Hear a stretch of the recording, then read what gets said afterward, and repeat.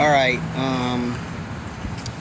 the part one of this video got interrupted, so I'm going to make this short and sweet.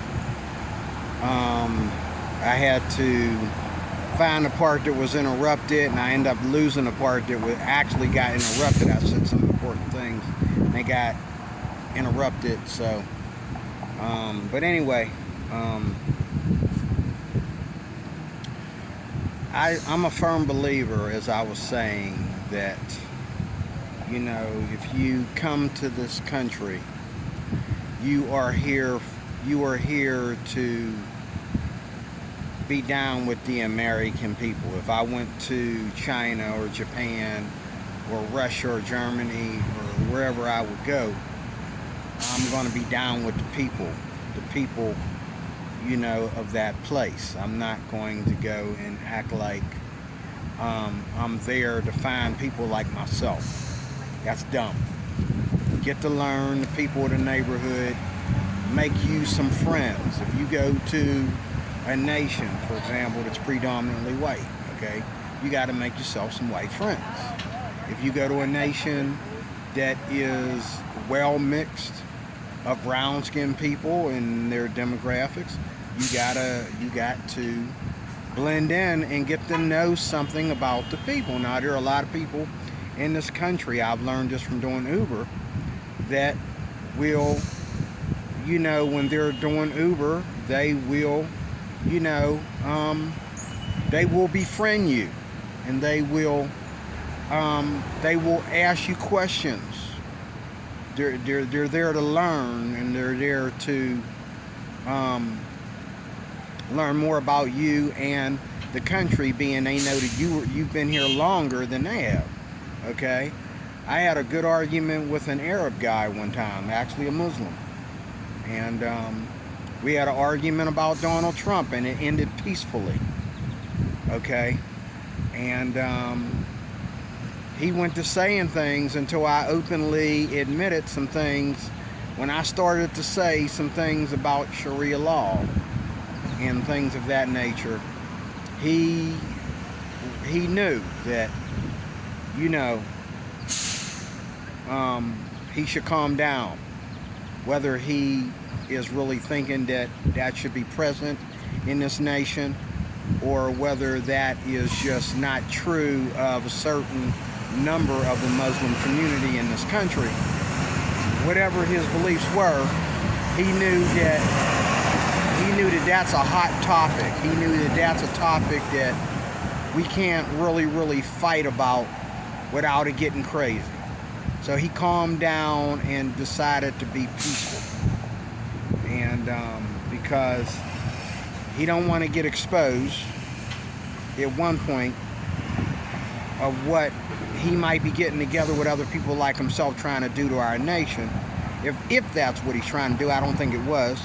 And he don't want something that he's not involved in. He doesn't want something that doesn't fit his personality and his attitude and his agenda. He doesn't want something coming in there and ruining a good conversation that has nothing to do with him. He don't want that coming in there and ruining a good conversation, or ruining his image, because that's not what he's trying to portray. He's trying to befriend Americans. He doesn't want to let what other people like himself do wrong ruin that. And I'm the same kind of way. I don't want to let other people ruin my relationship with, you know, my white peers, my Indian peers, my Spanish peers, you know, or any peers that I connect with every day on the job, you know, out on the road or whatever. I don't want nothing ruining that. Okay, I'm not here to try to find my nation inside of a nation that's already a nation. Let me say that again. I'm not here to try to find my nation inside of a nation that's already a nation. This is already America. And whether you think that that's predominantly white or too white for you or whatever, that's what it already is. And so I'm going to learn to adjust to that. I'm not going to try to fight that. or try to act like it doesn't exist, or try to act like it exists more than what it really exists. Okay? You know, it's been years. It's been years, and black folks didn't squash slavery all by themselves. They had the help of... All right, let me try to do this quickly.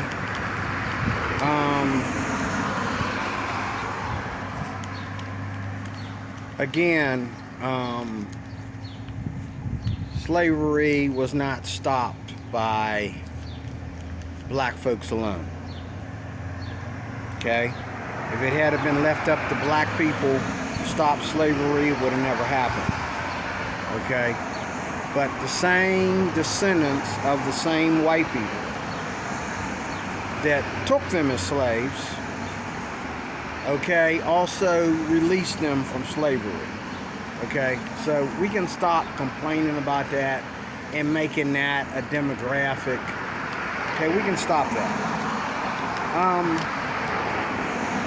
Somebody told me the other day that they're selling $300,000 Cadillacs to white people, but they won't sell the same Cadillac in that particular neighborhood to black people. If I said that right. Someone said they're selling expensive Cadillacs to white people, but they're not selling them to black people. I think I know why. The reason why is what he failed to say was that they're not going to loan credit applications to black people that are living in a subsidized housing, number one, who don't have real good assets, you know, to put on the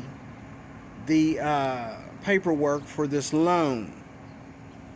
So if you don't own anything, you're living in subsidized housing, you're living in a rinky-dink neighborhood, and on top of that, you have poor credit. You already have poor credit. No, nobody's going to sell you a $300,000 Cadillac if they go up that high in the first place.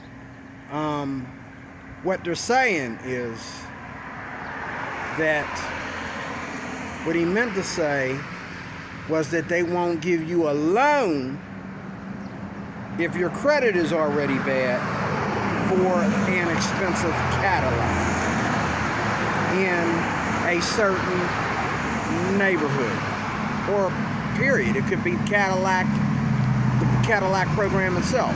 Okay.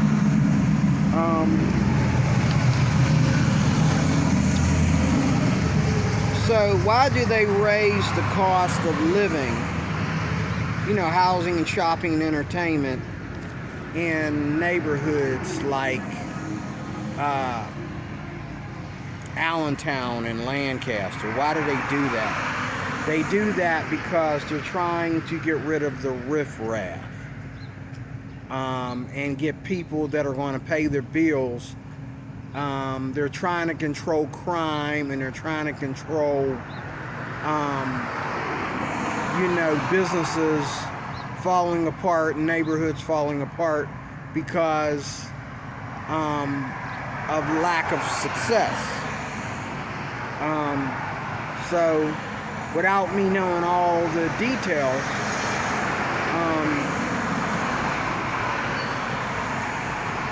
you can control crime, just like here in Pittsburgh. Some of our top, what used to be ghettos, have left the ghetto mentality and moved up to what people now call an urban community, which I'm not fond of those either, but they moved up to that based upon how much people are charging for their rent, their shopping, their entertainment, business loans, property, you name it.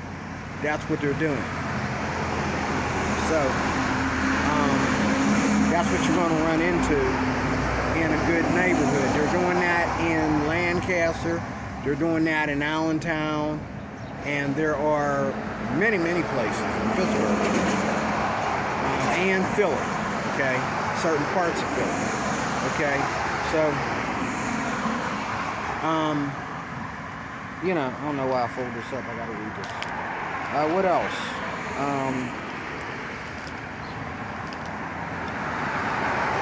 You know, I like a neighborhood that's orderly and well controlled. And what that means is that I like when the police and the mayor and all the politicians and everybody is on the same page as far as culture and crime. And you know, I like when people like decency. They don't leave decency up to the civilians. They sit down and they talk about these things and they say, hey, this doesn't look right, okay? And I think Lancaster is one of them kind of places where it's conservative enough, even more than Washington here where I'm sitting at. Lancaster's conservative enough to where they're going to say, that don't look right, squash that, move that, tell them guys to come from over there, tell them to move along, take that garbage somewhere else. We don't need that in this town, okay? I like towns that will do that.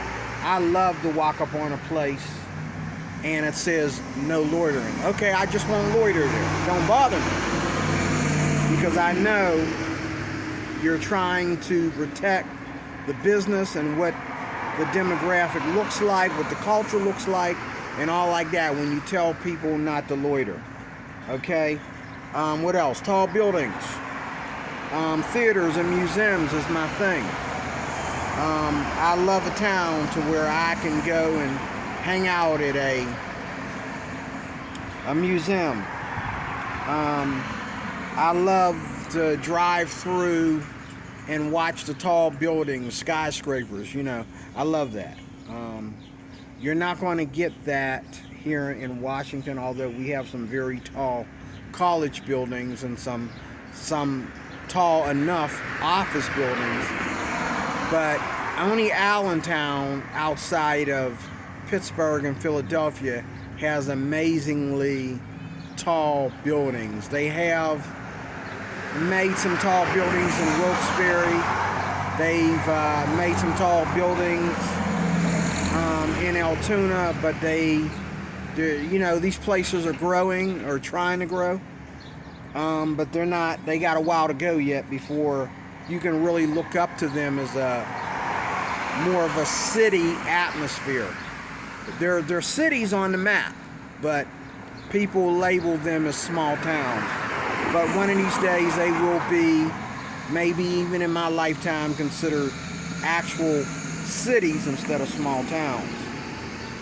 Allentown and Lancaster are both growing. That's a fact. You can look at you can Google this, you can look this up in the stats. They're both growing very well. And that's one of the reasons why my retirement is going to be either one or the other. It's going to be either Allentown or it's going to be Lancaster. I've already made up my mind that I choose Lancaster. Okay? And last but not least, in Lancaster, I talked about the row houses in Allentown. I don't want to have nothing to do with that. But the row houses are better looking and more sophisticated in Lancaster. The row houses are better looking, and that means more expensive too. The rent is higher. They're better looking and more sophisticated in Lancaster. That's my time. Thank you for watching. We'll talk more about this in a little bit. God bless.